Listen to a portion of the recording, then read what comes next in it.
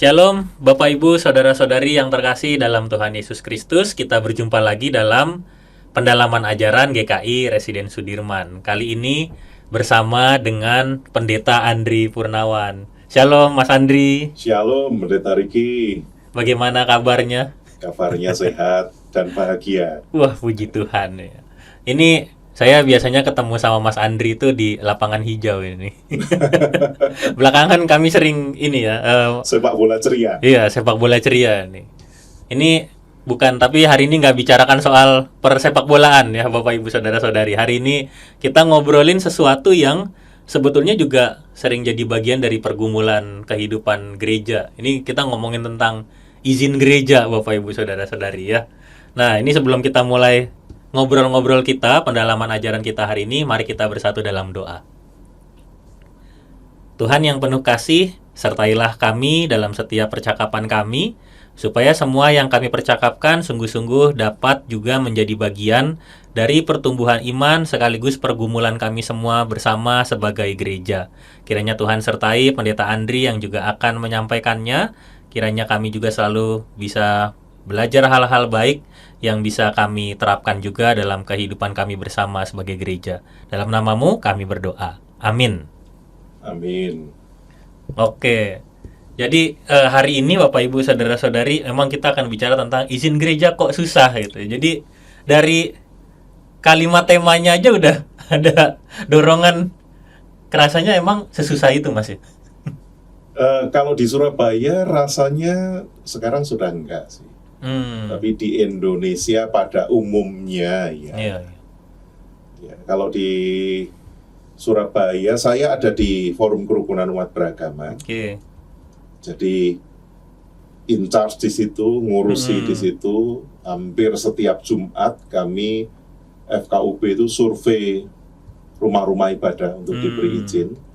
Yang paling banyak malah masjid, Pendeta Riki. Maksudnya? Masjid-masjid di Surabaya itu sekarang pada ngurus izin. Oh gitu. Iya. Oh jadi trendingnya tuh malah sekarang masjid lagi urus izin gitu ya? Iya, karena gereja tidak terlalu banyak. Sejak 2023 sampai sekarang ya sekitar 9 gereja yang mengurus dan semuanya sudah dapat izin. Iya. Nah, mungkin supaya kita bisa tahu gambaran lebih umum ini, Mas Andri ya. Kalau Forum Kerukunan Umat Beragama itu kayak apa? Nah, itu mungkin bisa biar sekalian kan kita biar tahu gitu. Oke. Jadi sebetulnya Forum Kerukunan Umat Beragama itu dulu sejarahnya yang melahirkan malah salah satu anggota jemaat GKI Resut, Pak Edi. Dulu namanya IKUB, Ikatan Kerukunan Umat Beragama, lalu kemudian itu diusulkan menjadi sebuah forum, dan pada saat itu bertepatan juga di dalam peraturan bersama Menteri ya tahun 2006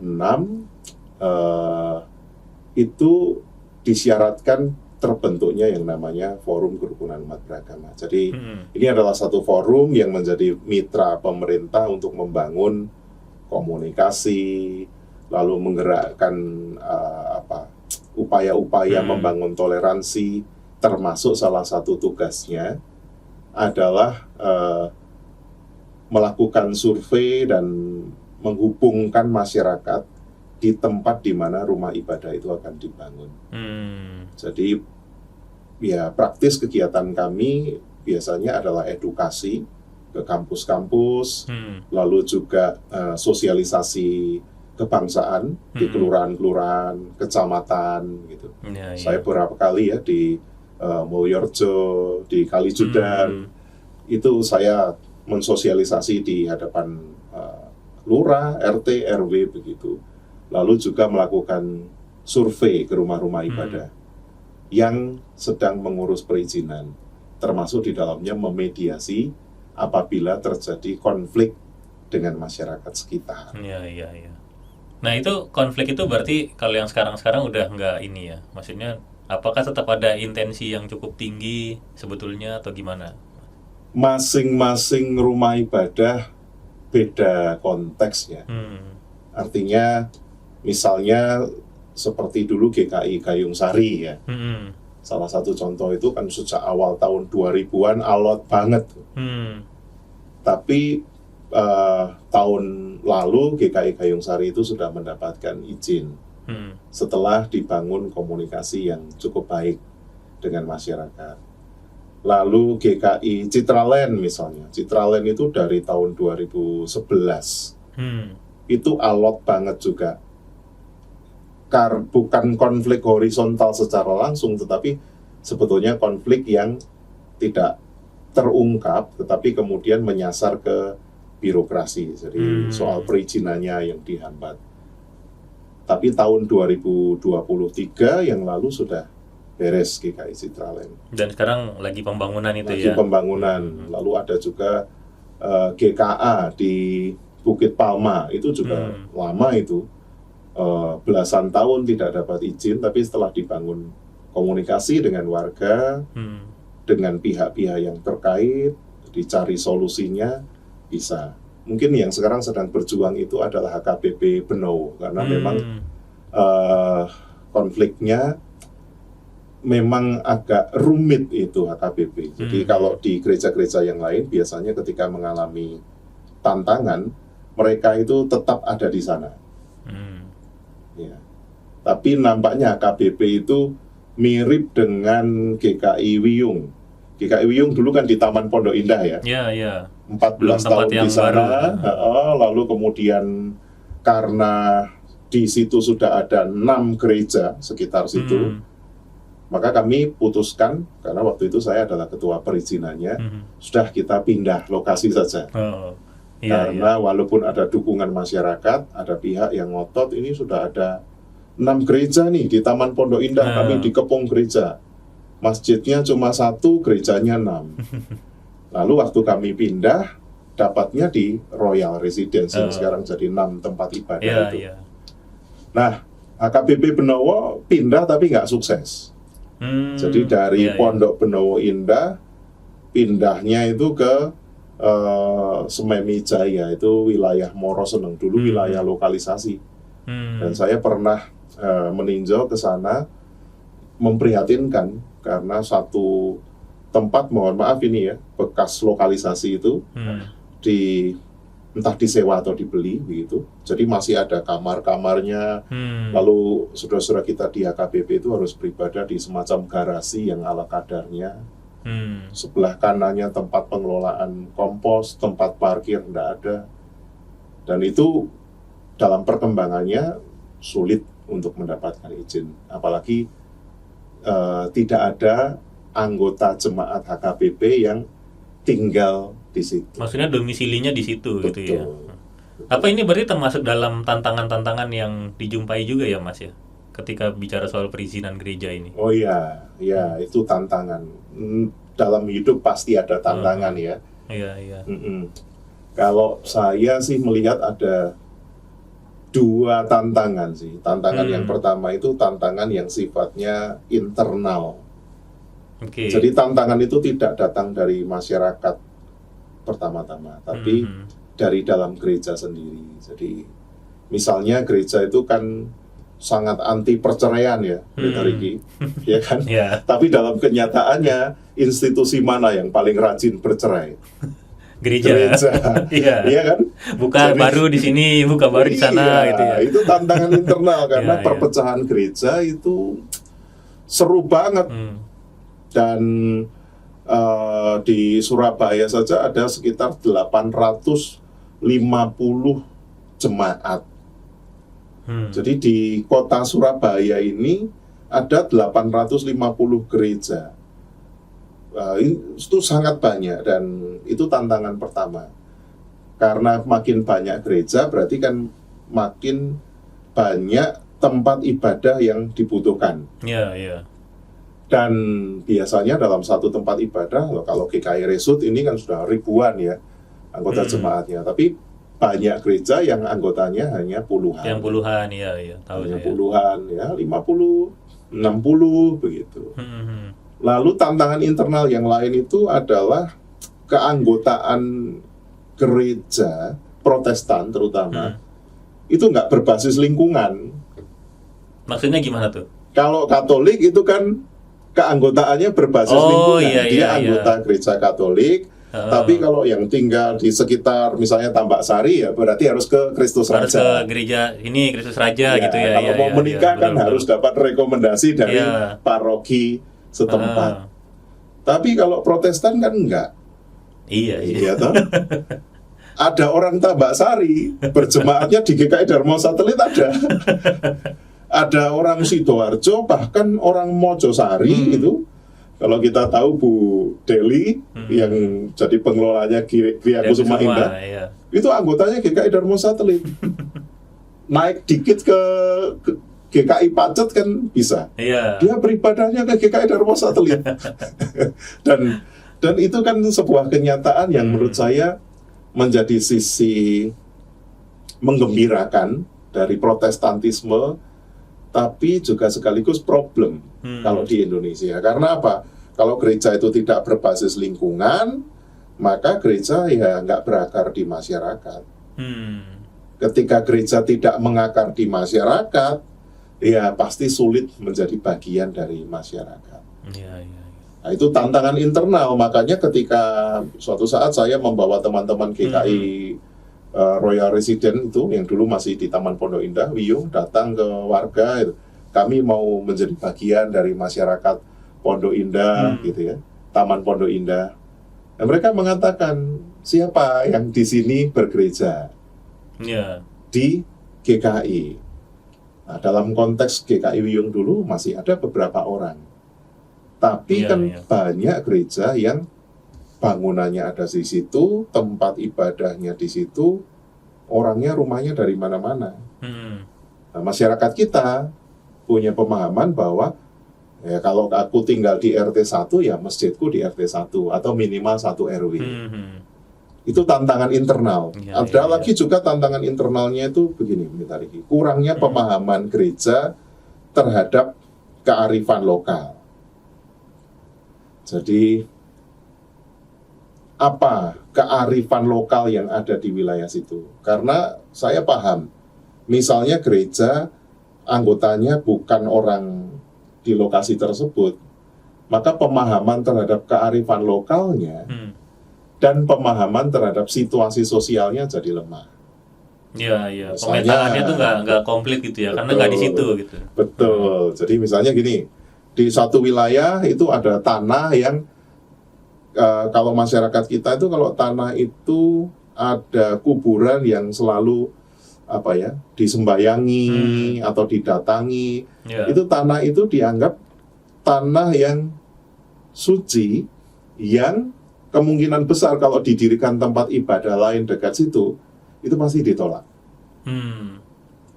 Nah, kita bisa menggunakan logika loh, tapi kan kita ini bangsa Indonesia, hidup berdampingan, gitu, dijamin oleh konstitusi. Tapi itu kearifan lokal.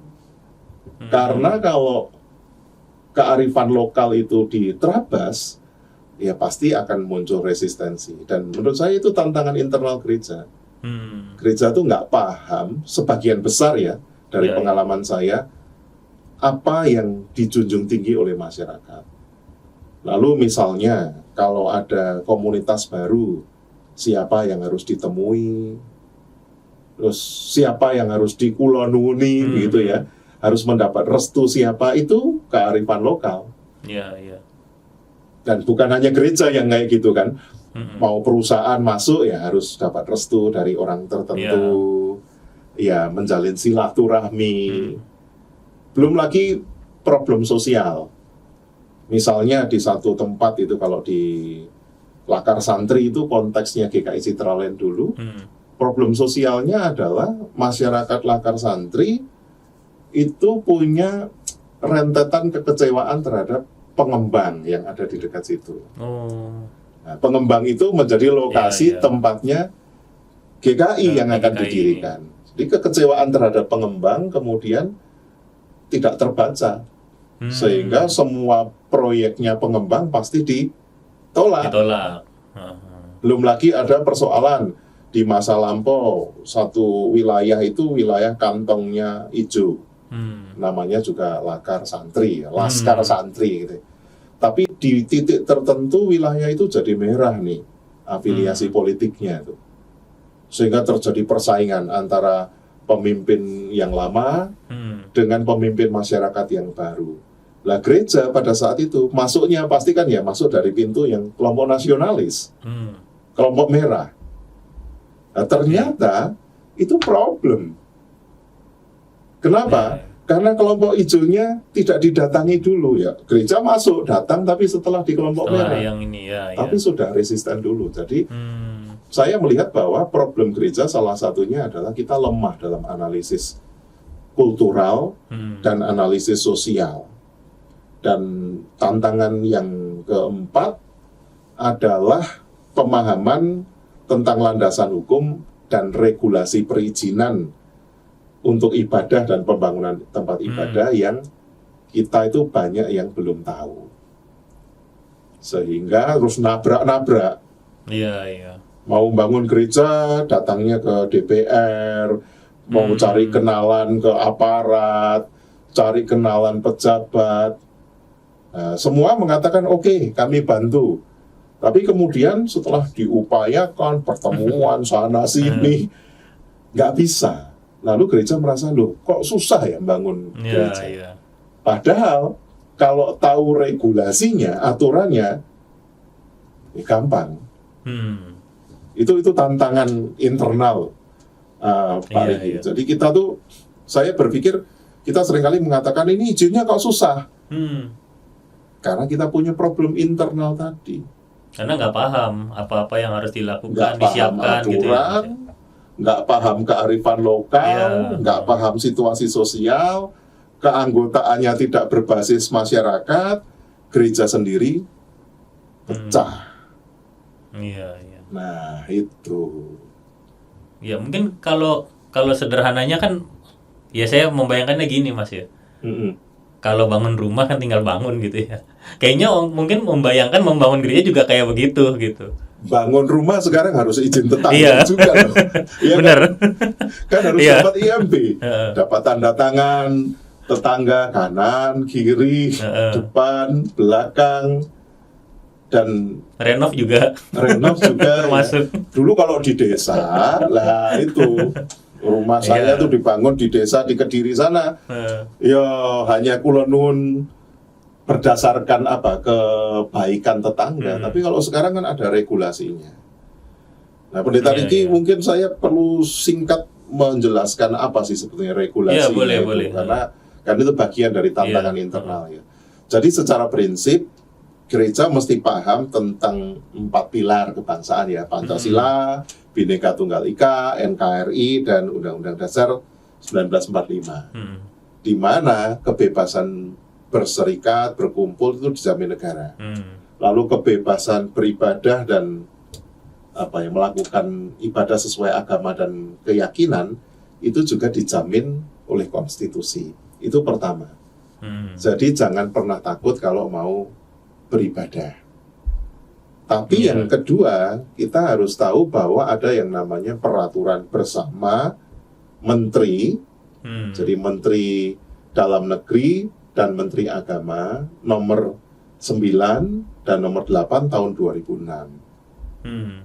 Dan kemudian itu didetailkan oleh peraturan wali kota Surabaya. Yang terbaru itu Perwali nomor 31 tahun 2024. Jadi intinya begini, dari aturan itu, untuk sebuah rumah ibadah itu harus bisa mengumpulkan 90 pengguna rumah ibadah. Jadi harus punya 90 anggota jemaat. Lalu yang ber-KTP Surabaya.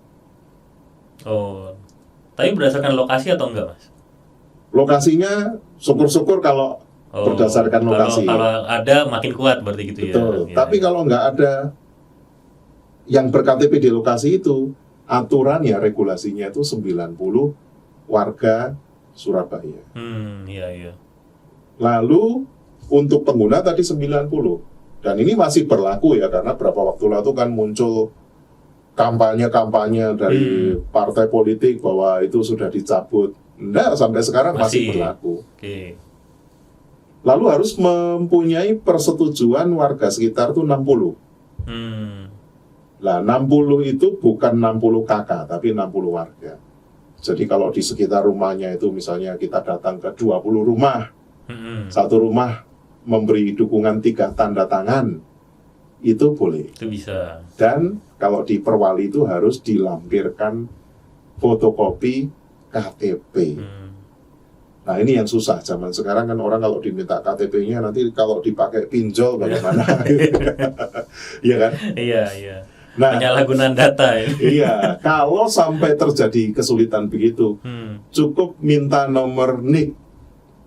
Oh, nomor NIK-nya aja bisa. Ya, jadi kalau ada tanda tangan tidak mau menyerahkan KTP, diminta NIK-nya saja. Untuk memastikan bahwa 60 orang itu adalah warga sekitar situ. Kalau tadi 90 itu harus Kristen, jadi tidak boleh misalnya anggotanya GKI Bajemulyosari misalnya, di KTP-nya masih Katolik, itu nggak dihitung. Harus yang Protestan. Harus sudah Kristen, Protestan. Lalu kalau yang warga, harus warga di sekitar situ, minimal 1 kelurahan. Nah, 90 dan 60 tadi, 90 pengguna, 60 masyarakat pendukung, kemudian dimintakan pengesahan pada RT, RW, lurah. Lalu setelah dari mendapat pengesahan itu dimasukkan ke Bakes Bangpol, Badan Kesatuan Bangsa dan Politik, dan di situ Bakes Bangpol akan mengutus FKUB untuk survei. Ini tempat ibadahnya, lokasinya di mana, apakah betul 90 orang yang memakai, 60 tanda tangan warga itu biasanya kalau dari FKUB menyarankan ya sudah undangan RT RW-mu untuk hadir di survei itu. Lalu FKUB akan secara random menanyakan kepada 4-8 orang yang ada di 60 itu, ditanya apa betul mendukung, lalu tanda tangan di atas materai. Kalau FKUB sudah memberi rekomendasi, maka itu keluarlah rekomendasi dari Bakes Bangpol. Dan rekomendasi dari Bakes Bangpol itu juga biasanya ada rekomendasi dari Departemen Agama. Setelah rekomendasi dari Bakes Bangpol dan Departemen Agama, panitia pembangunan ini harus mengajukan ke Dinas Cipta Karya. Ya, jadi untuk mendapatkan surat keterangan rencana kota, jadi SKRK. Kalau SKRK sudah keluar dari Cipta Karya, diajukan ke Pemkot untuk mendapatkan yang namanya IMB. Sekarang namanya bukan IMB, sekarang namanya PBG, Persetujuan Bangunan Gedung. Jadi ada cerita unik ini, kemarin GKI Gayung Sari itu menghubungi saya. Jadi salah seorang bertanya, Mas, ini kami sebetulnya IMB-nya sudah keluar atau belum? Nah, saya berpikir karena tahun lalu sudah beres, saya bilang, ya mestinya sudah. Coba saya lihat suratmu. Ternyata suratnya itu belum PBG, suratnya masih SKRK. Saya bilang, loh, ini masih SKRK ini. Jadi satu tahap di bawah IMB. Ajukan segera ke Pemkot. Jadi di Pusat Pelayanan Terpadu itu di Siola. Segera diterbitkan PBG. Nah, yang begini-begini gereja biasanya bingung, Pendeta Riki. Iya. Nah, kenapa bingung? Karena tidak punya informasi yang cukup tentang regulasi. Dan kalau diundang sosialisasi tentang pendirian rumah ibadah, gak teko. Iya bener. PGI bener banget tuh. Sejak tahun 2022 itu sudah berkali-kali, ya, PGIS Kota Surabaya itu ngundang berkali-kali, 6 kali ada mungkin. Tapi gereja-gereja yang bermasalah, yang datang ya selesai. Yang bermasalah tidak datang, ibaratnya menyelesaikan dengan kekuatannya sendiri. Nah, ya terus tersesat kemana-mana. Ya itu situasi tantangan internalnya lah. Berarti kalau internalnya Mas Andri bisa nggak digambarkannya gini? Jadi sebenarnya jalannya ada, cuma kadang kitanya sendiri gereja itu nggak selalu ada di jalan itu gitu. Jadi kadang ke kanan ke kiri sendiri sehingga akhirnya prosesnya jadi ini ya, ketemu tantangan-tantangan internalnya dari situ gitu. Betul. Jadi jalannya ada, tapi kemudian tidak tahu. Setelah tidak tahu, tidak berani bertanya. Iya. Kalau mau bertanya pada siapa? Bingung, ya kan? Iya. Atau ada orang yang tidak tahu, sok tahu. Ya. Atau bertanya kepada orang yang salah. Iya, Terus kemudian diberi arahan, ya tambah gak karu-karuan, sowan sana, sowan sini, silaturahmi sana, silaturahmi sini. Habis banyak. Banyak ini bukan hanya duit, tapi waktu, tenaga semua. mental. Iya. Ya kan? Lalu jemaatnya yang berdoa, Tuhan kenapa engkau tidak kunjung menjawab doa kami? Jalannya keliru ya. Itu. Iya. Kalau yang eksternalnya gimana, Mas? Karena kan internal tadi itu. Iya. Kita harus mengakui di Indonesia ini ada beberapa tantangan eksternal. Ya. Jadi tantangan eksternalnya itu bukan hanya orang Indonesia itu gak suka sama gereja, bukan hanya itu. Tapi yang paling sering terjadi di Indonesia dan di Surabaya juga itu adalah politik populisme. Jadi politik populisme itu apa? Ciri khas populisme itu kan selalu membuat masyarakat ini terbelah antara elit dengan rakyat kecil, antara mayoritas dan minoritas. Nah, biasanya orang-orang tertentu yang ingin mendapatkan dukungan politik itu menggunakan keberpihakan kepada mayoritas agama untuk mendapatkan dukungan masyarakat. Sehingga ketika terjadi misalnya pengurusan izin gereja mendekati masa-masa pemilihan umum, nah itu pasti digoreng.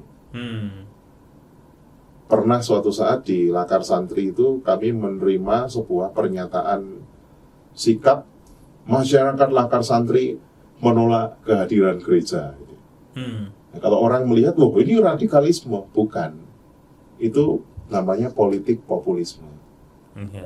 Jadi orang itu supaya berpihak kepadanya, dia selalu mengatakan, aku ini bagian dari mayoritas.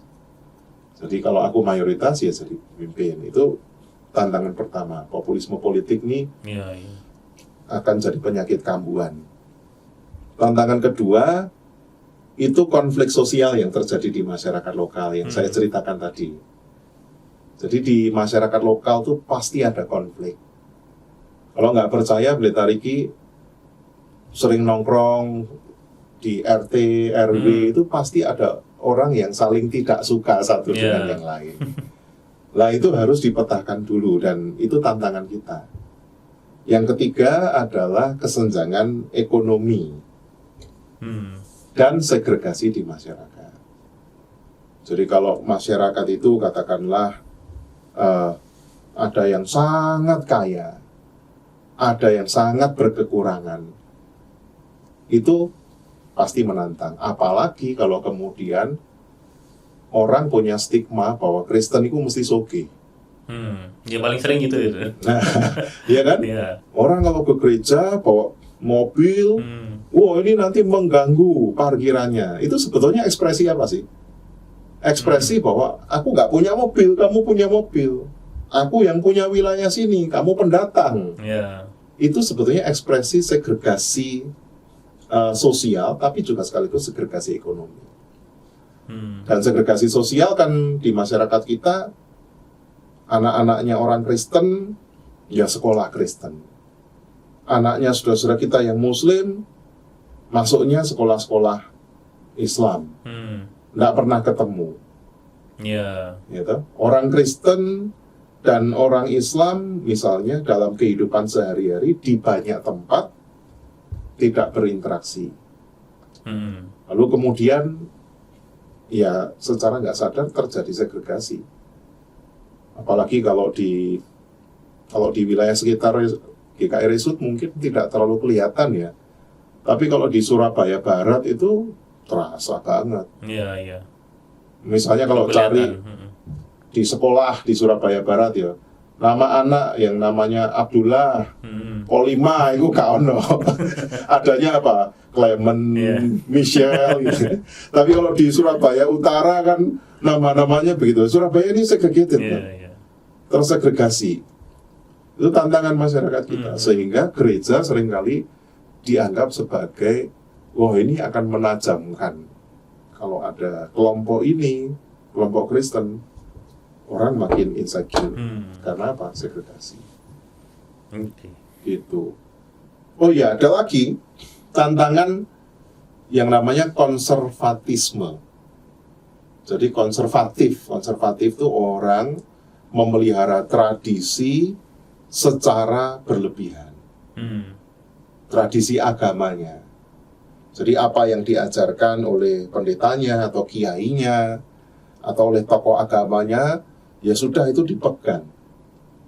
Nah, konservatisme ini biasanya kemudian berkembang menjadi fanatisme. Fanatisme itu berarti adalah agamaku itu yang paling baik, orang lain jelek. Kalau berpikir agamaku paling baik, ya memang harus begitu. Tapi kalau kemudian kita berpikir agamaku paling baik, orang lain itu jelek, orang lain itu kafir, itu namanya fanatisme. Dan tantangan di masyarakat kita kan itu. Ada fanatisme dan kemudian tinggal satu step lagi jadi radikalisme. Kalau sudah mulai fanatik, maka menolak kehadiran orang lain sebagai ancaman, sebagai ya seperti jerawat begitu yang harus dihilangkan. Ya, termasuk dengan jalan kekerasan, jadilah radikalisme. Lalu juga tantangan yang lain secara eksternal adalah kurangnya pemahaman berbangsa di kalangan aparat dan birokrasi. Jadi bukan cuma yang gereja ya, tapi juga bisa jadi yang di luar ya. Betul. Jadi aparat dan birokrasi itu kadang-kadang nggak ngerti aturannya itu seperti apa. Saya menyatakan ini bukan hanya asal, karena saya sering dihubungi oleh pihak kelurahan gitu ya. Di tempat saya tinggal ditanya, Pak, ini ada gereja belum pernah dapat rekomendasi FKUB. Nah, jadi kami mau laporkan ini. Sekarang kan didata nih. Jadi gereja-gereja, rumah ibadat itu semua didata. Didata ya. Nah, ini belum pernah dapat rekomendasi FKUB. Lalu saya tanya, lah itu gereja dari tahun berapa? Oh, dari tahun 90 sekian. Sudah punya IMB belum? IMB punya, tapi belum ada rekomendasi FKUB. Nah, aturan itu hanya diberlakukan setelah 2006.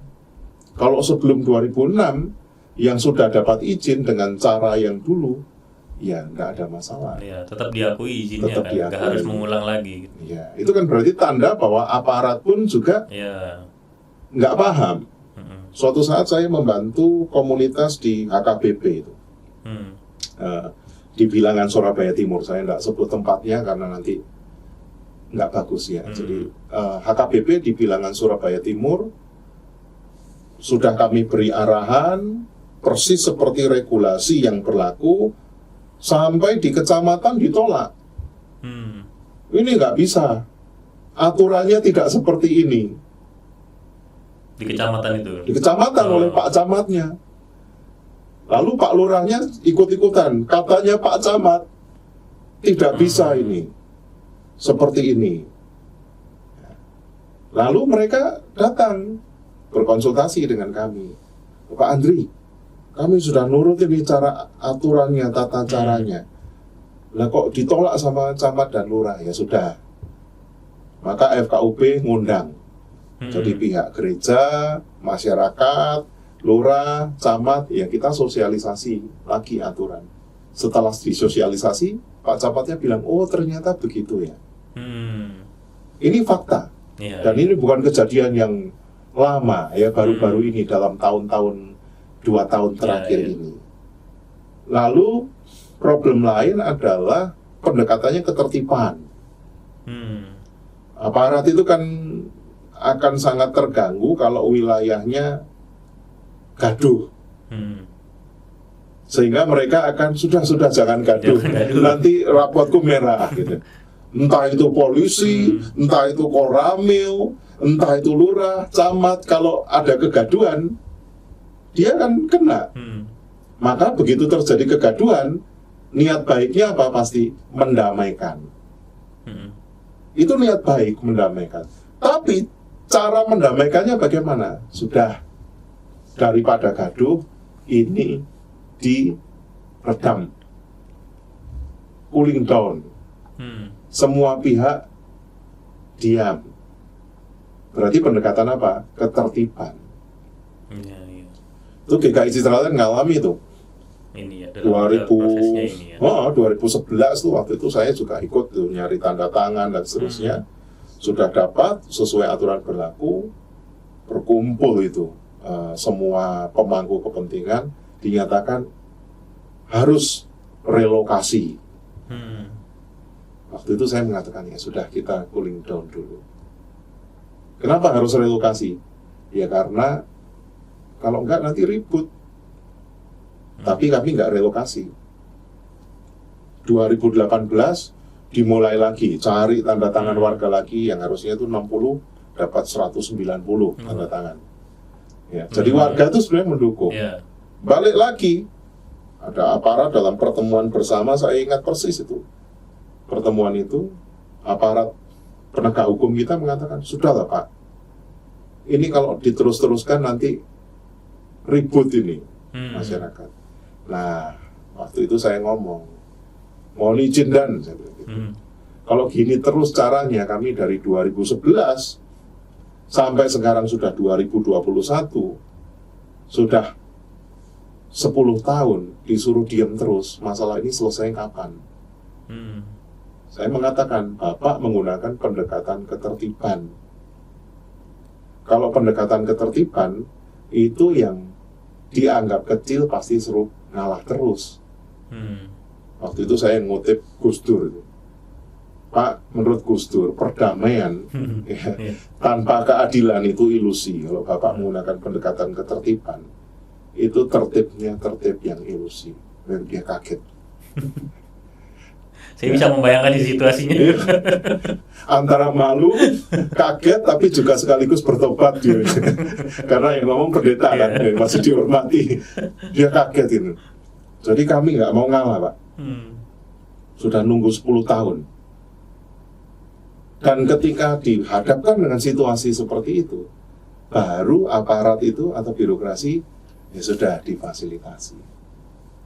Jadi memang prosesnya itu harus apa ya, nggak hanya nurut, tapi harus fight secara elegan. Dan tantangan eksternal yang terakhir adalah resolusi konflik yang tidak tepat. Jadi kalau ada konflik, misalnya gereja berkonflik dengan tetangga, ditunggu sudah besar dulu, melibatkan banyak orang, terekspos publik, nah itu susah. Kalau sudah begitu sudah main harga diri, Pendeta Riki. Nah seharusnya ketika mulai ada kesadaran bahwa tetangga sebelah ini tidak suka nih sama kita, ya harus segera diantisipasi. Entah silaturahmi, diajak ngobrol, melibatkan pihak terdekat. Jadi resolusi konfliknya itu bersifat antisipatif, bukan nunggu konflik meledak dan melibatkan banyak pihak. Oke. Ya, dan itu jadi menjawab sebenarnya, walaupun kadang kalau ngomong perasaan rasanya susah, tapi jalannya ada sebetulnya gitu ya. Ada. Caranya aja ya. Iya. Caranya yang kadang nggak ada strateginya. Kalau itu strateginya begitu mentok langsung patah semangatnya, langsung nyerah gitu ya Mas ya. Iya. Nah ini kalau kita bicara soal ini kan pada akhirnya kan juga bicara tentang bagaimana tetap bisa ini ya, menghadirkan merasa bahwa ya Tuhan selalu menyertai dalam semua proses ini gitu, dalam refleksi proses atau mengurus izin gereja ini kan bukan hanya soal administratif tapi juga soal kedekatan antara pemahaman kita terhadap pertumbuhan yang mau Tuhan hadirkan tuh, Mas Andri. Nah, ini kira-kira kayak apa? Ada dua teks ya dalam Alkitab ya. Mazmur 127 ayat 1 ya. Jikalau bukan Tuhan yang membangun rumah, sia-sialah usaha orang membangunnya. Jadi Daud itu mau bangun bait Allah tuh nggak boleh ya sama Tuhan. Iya. Ya kan? Padahal Daud itu kalau di dalam perjanjian lama itu punya yang namanya unconditional covenant, perjanjian yang tanpa syarat dengan Tuhan. Bahwa Daud itu akan selalu diperkenan oleh Tuhan, tahtanya akan selalu abadi. Tuhan tuh pernah membuat namanya unconditional covenant dengan Daud. Jadi di perjanjian lama itu semua perjanjian itu kondisional. Abraham aja kondisional, kamu harus taat. Terhadap Musa dan Israel itu kondisional, Israel harus ikut Taurat. Terhadap Daud itu Tuhan tuh unconditional. Aku memilihmu, aku menyertaimu, aku akan mengekalkan tahtamu. Tapi ternyata ketika Daud mau bangun bait Allah, Daud tidak diizinkan. Tidak diizinkan, ya. Ya, nanti yang bangun anakmu saja. Ya, jadi jikalau bukan Tuhan yang membangun rumah, jadi rumah Tuhan ini, maka sia-sialah usaha orang membangunnya. Lalu juga kalau di perjanjian baru itu ada Kisah Rasul 17 itu ya. Waktu itu ceritanya Paulus dan Silas itu kan mengabarkan Injil di Tesalonika, sampai ada orang-orang Yahudi yang bertobat, banyak orang percaya kepada Yesus, ada orang-orang Yunani juga gitu ya yang mengikut Kristus. Tapi kemudian itu menimbulkan kecemburuan pada masyarakat sekitar. Dan yang disasar adalah seorang yang bernama Yason. Jadi Yason itu orang Tesalonika yang menampung Paulus dan Silas. Yason ini diserang, digelandang ke pengadilan, dan kemudian harus dijamin supaya bisa lepas. Jadi kita perlu paham bahwa yang namanya penolakan terhadap pendirian rumah ibadah itu ada dua aspek. Yang pertama ini memang ditolak karena orang menolak Kristus, atau ditolak karena memang Tuhan belum mengizinkan. Jadi kalau pertanyaannya bagaimana kita bisa tetap setia dan tidak menimbulkan konflik gitu. Jawaban saya sebetulnya ya selesaikan masalah internal gereja dulu. Jangankan bangun gereja, Pendeta Riki. Mau persembahan aja loh, kata Tuhan Yesus. Kalau kamu membawa persembahanmu di depan altar dan kamu ingat ya akan rasa bersalahmu atau perasaan tidak enakmu dengan saudaramu, letakkan dulu persembahan itu dan berdamailah dengan dia. Ya, jadi berdamai dulu ya. Berdamai. Jangan kalau gereja bertengkar, pindah, bangun gereja, yang disuruh menyelesaikan masalahnya berarti siapa? Masyarakat. Iya benar juga. Kita yang ribut, masyarakat suruh menyelesaikan. Masyarakat menolak, kita bilang, wah itu anti Kristus. Nah ini gereja yang harus bertobat dong. Iya. Iya toh. Lalu semangat ekumenis dulu penting. Ya daripada bangun banyak gereja, ya lebih baik kita berikumeni. Berikumeni berarti bekerja sama, saling mengasihi, tinggal dalam satu atap, ya, yaitu atap cinta kasih. Dan kalau perlu, menurut saya ini pendapat pribadi, ya gereja dengan dua institusi yang berbeda mengelola satu gedung yang sama. kita kan sebenarnya sudah punya model itu. GKT sama GKI itu mapel. Iya. Gitu. Gedungnya satu, lokasinya satu, walaupun problemnya bukan karena izin ya, tapi kan sejarah ya. Tapi itu sesungguhnya bisa jadi model. Jadi daripada ada gereja yang megah, misalnya kayak di Manyar Araya itu kan megah. Kebaktiannya berapa kali itu Manyar Araya itu? Sekali. Mantap. Ya kan? Ya. Nah, kita biasanya wah susah Pak, ini nata asetnya. Loh kita sama saudara seimannya masih hitung-hitungan aset kok. Iya kan? Terus mau bangun gereja ya pasti konflik. Kalau di lokasi tersebut ada gereja yang bisa dipakai bersama, kecuali kayak GKI Resut ini kebaktiannya berapa kali? 4 kali kalau minggu. 4 kali gak iso diisili kan. Iya kan? Iya. Tapi seandainya misalnya ada satu komunitas, kami mau berbakti di sini, ajarannya berbeda, saya kira kita sudah waktunya untuk berbagi rumah. Mulai menggumulkan ruang-ruang ini ya. Betul, bukan cuma berbagi roti. Gereja cuma hanya bisa perjamuan kudus tok, berbagi roti tapi nggak bisa berbagi ruang.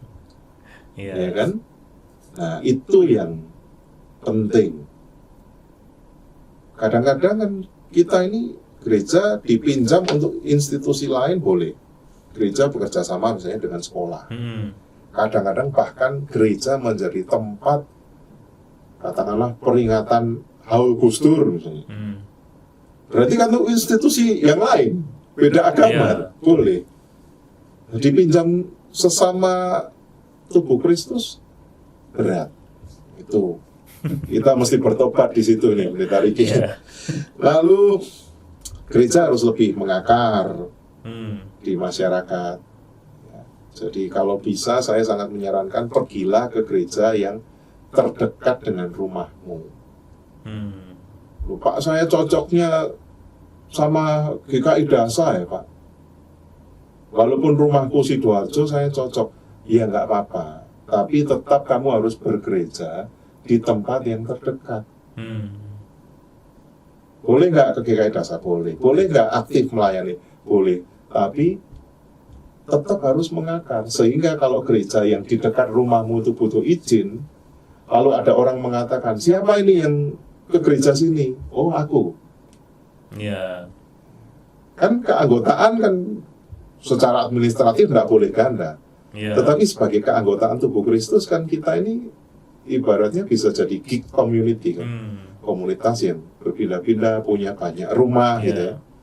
Seperti saya orang asli Kediri, 20 tahun tinggal di Surabaya, tapi kan saya tidak menghilangkan kekedirian saya. Rumahku ya masih Kediri, ya Surabaya kan begitu. Jadi itu penting. Lalu pahami masyarakat. Kalau sebelum meminta kita itu dipahami, ya pahamilah. Sebelum meminta kita itu, saya diberi tempat, ya mengertilah perasaan masyarakat. Kalau di wilayah situ masjidnya 1, gerejanya 6, ya sudah. Jangan digas terus. Ya kan? Kecuali di wilayah situ dalam radius 2 atau 3 RW belum ada gereja gitu ya. Nah, lain ya situasinya. Terus gereja menurut saya juga harus jadi berkat ya. Jadi berkat itu kan bukan kita berbagi, memberi, tapi jadi berkat itu kan pertama-tama adalah membersamai. Bukan gereja melakukan sesuatu untuk orang miskin, tetapi gereja melakukan sesuatu bersama orang miskin. Bukan gereja membangun untuk lingkungan, tapi gereja membangun bersama lingkungan. Dan jangan pernah takut sebagai gereja. Di gereja itu tidak kenal takut. Kalau kita itu sudah sehati sebagai tubuh Kristus, lalu mengakar di masyarakat, menjadi berkat, nggak ada yang perlu ditakutkan, ya kan? Artinya kalau ada apa-apa, ya kita hadapi juga bersama dengan masyarakat. Oke, iya. Iya itu. Selain yang pasti harus belajar regulasi. Iya. Dan Jangan kalau lupa ada datang. regulasi, datang. Iya. Iya. Nah ini karena kan gini Mas, kalau mungkin kalau kita terlibat langsung itu kan ya bisa lebih terasa ini apa namanya serumit apa atau mungkin mencari jalannya harus mulai dari mana dan sebagainya. Tapi kan ada juga kalau sebagai satu gereja ini ada anggota jemaat atau simpatisan yang juga tahu bahwa oh kita lagi ada dalam pergumulan mengurus izin gereja misalnya begitu Mas. Nah tapi kan nggak selalu terjun langsung. Ini kan perannya dia sebagai jemaat ini atau sebagai anggota jemaat atau simpatisan tuh apa yang bisa kami lakukan gitu kan nggak semua tiba-tiba langsung masuk jadi panitia dong Mas kan gitu. Tapi ada yang misalnya saya memang tidak dipilih tapi saya tahu gereja lagi bergumul soal ini. Nah ini perannya apa yang bisa dilakukan gitu. Nah, ini pertanyaan yang sangat baik ya. Jadi sebagai anggota jemaat atau simpatisan, pertama-tama kita harus dilibatkan dulu. Jadi semua itu harus dilibatkan. Ketika sebuah jemaat mau membangun rumah ibadah, harus sosialisasi secara internal. Jadi sosialisasi itu adalah tentang ini proyek. Biasanya kan kalau GKI atau gereja-gereja itu yang disosialisasi duitnya tok kan. Butuh dana berapa? Nah, ini perlu yang disosialisasi adalah situasi dan regulasi. Jadi setiap anggota jemaat dan simpatisan itu di banyak momen mendapatkan edukasi tentang tantangan membangun rumah ibadah ini, sehingga mereka juga bisa dilibatkan di dalam mendampingi dan mengadvokasi. Misalnya, walaupun orang tertentu itu bukan panitia, tapi kalau gerejanya mau bangun, dia bisa menjadi pendamping ketika meminta tanda tangan warga sekitar. Dibagi dong, jangan panitia tok, panitianya kan cuma sedikit. Minta 60 tanda tangan ini kan susah. Misalnya ditugasi, minta tolong dong, mintakan 1 aja tanda tangan dari tetanggamu dan fotokopi KTP-nya. Kalau yang minta ini orang yang sudah kenal baik, tetangga, pasti dikasih. Pasti ya langsung gitu. Iya, kalau yang minta saya atau pendeta Riki, siapa ini?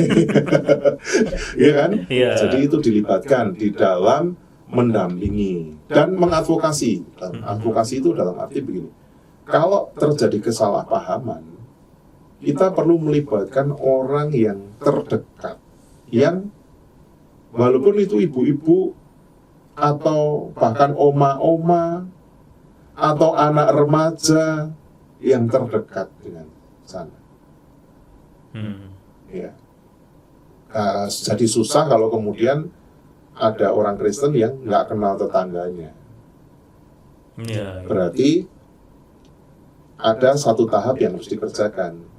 Bagaimana menjalin hubungan baik dengan tetangga. Jadi kalau ditanya ini apa keterlibatannya? Satu, menjalin hubungan baik dengan tetangga. Terus, ya kita kan sebagai bangsa Indonesia ya,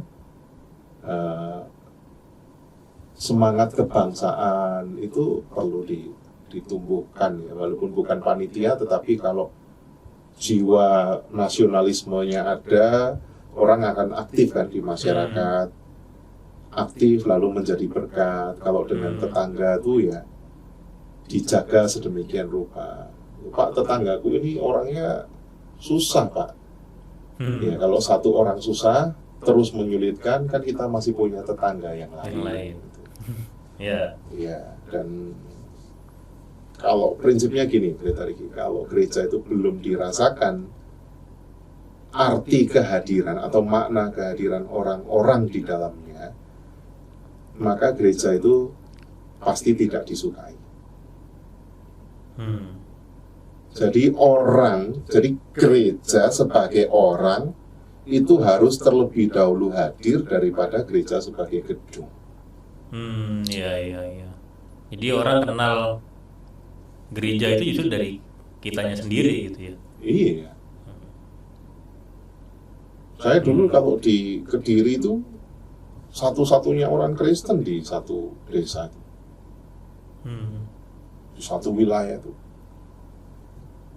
Apakah ada yang tidak suka? Ya mungkin ada. Tapi apakah pernah mengalami pertentangan? Ya nggak pernah. Karena apa?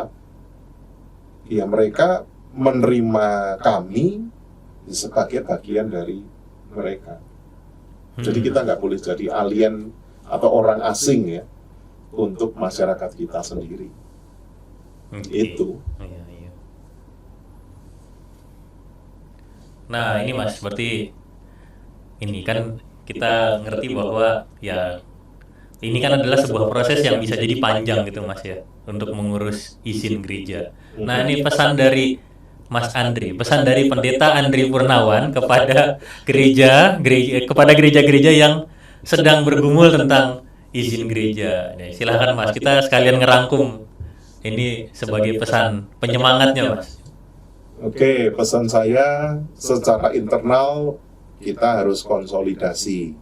Kalau mau membangun gereja, jangan hanya memikirkan diri sendiri, tetapi harus bergandeng tangan dengan gereja-gereja yang lain.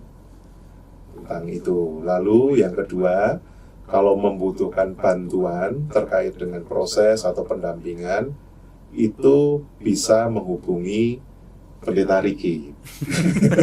Nanti Pendeta Riki akan menjembatani dengan kami ke FKUP. Jadi saya di FKUP itu ada 2 perwakilan Kristen ya, salah satunya adalah saya. Jadi nanti kita bisa ngobrol, ngopi, dan semangatnya adalah segala sesuatu itu jangan dipikir sulitnya dulu. Kan katanya tidak ada yang mustahil bagi orang yang percaya. Ya kan?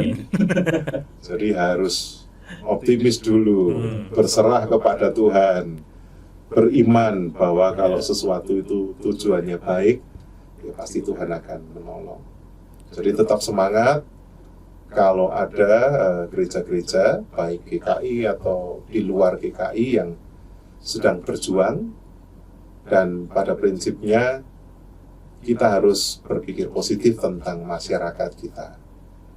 Nah, kalau masyarakat kita belum positif, ya kita punya tugas untuk menghadirkan sesuatu yang positif dan transformatif di tengah masyarakat kita, sehingga seluruh agama dan kepercayaan bisa benar-benar merdeka, mengekspresikan apa yang diimani, termasuk gereja boleh berdiri dan menjadi saksi Tuhan Yesus Kristus. Ya, terima kasih Pendeta Andri, ini udah melengkapi kita semua ya Bapak Ibu Saudara-saudari, dan semoga ini juga bisa menjadi bekal untuk kita betul-betul menggumuli bukan hanya soal izin gereja, tapi juga keterlibatan kita di dalamnya, dan juga ketika gereja menjadi bagian sebagai satu kesatuan di bangsa dan negara ini juga. Pak Pendeta Andri, bolehkah memimpin kami dalam doa? Baik, mari kita berdoa.